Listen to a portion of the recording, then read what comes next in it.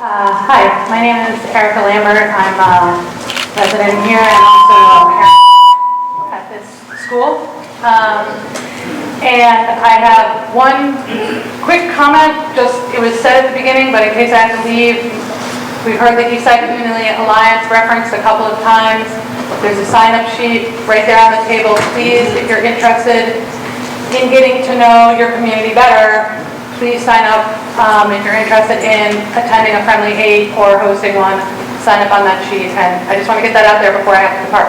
My question is for the three gentlemen on the stage. Minerva is exempt from this one. I am curious if you could, and now I hear you're shortened to 1 minute, so good luck.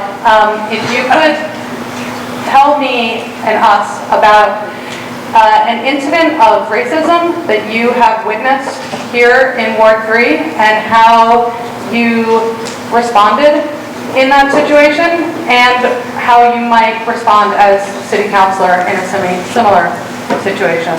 All right, we'll start with Mark.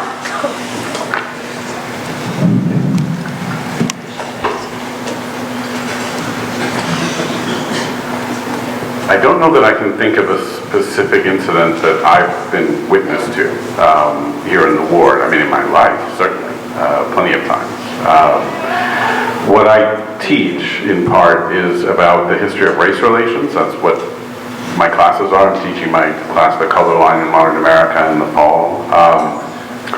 And a lot of what that class is about, it's mostly white students, 2/3 white students, is essentially trying to use history, because I'm a historian, to try and help my students, my white students, and my white male students more specifically, to understand how privilege works in American society in the past and in the present, and what their moral responsibilities would be should they find themselves in a situation where they are seeing an act of racism or are even perhaps unknowingly participating in it. To me, if I'm witnessing something like that, as I have at other times in the past, not here in Providence, I speak up. I've spoke up my whole adult life on those issues. I'm not uncomfortable in doing so. Thank you, Mark. Dan.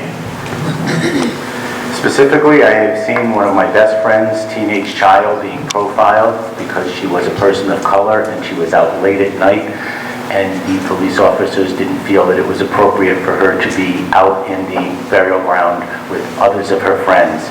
I embarked on 3 months of in and out of the family court dealing with trying to get her put into a different program so that she didn't carry around with her the baggage of having some kind of a conviction or being put on some kind of probation for a long period of time.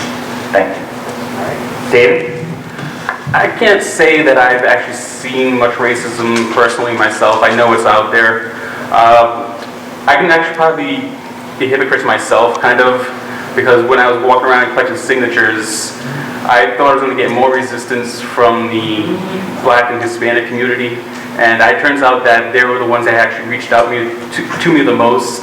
And I guess I let the media and others dictate that I might not get that kind of support, when in reality they were loving and helping me and wanted to talk to me. And so I do apologize for that, and I'm going to admit it right now because that's what I want to admit.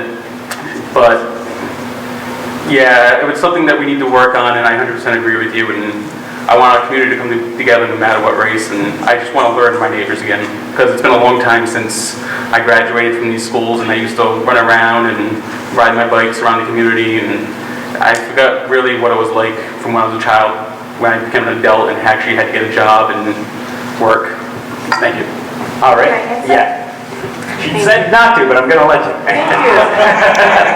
So, I see racism in this ward. I've seen it multiple times.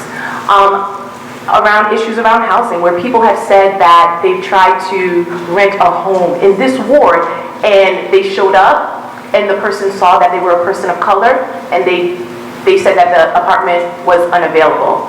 I've been racially profiled. I've seen young boys walking down the street who've been racially profiled, pulled over. I have to tell my son has told me he's walking down Hope Street and he had a hoodie on and a cop slowed down to check him out. Racism lives in this ward and it lives in the city. When I was growing up, I remember my neighbor calling me the N-word and telling me to go back to my country. It exists, it is real, and people that I've talked to in this community have articulated the experiences that they faced over the years. Ward 3 had the oldest free Black community in our country. It is gone now. So racism does exist in Ward 3.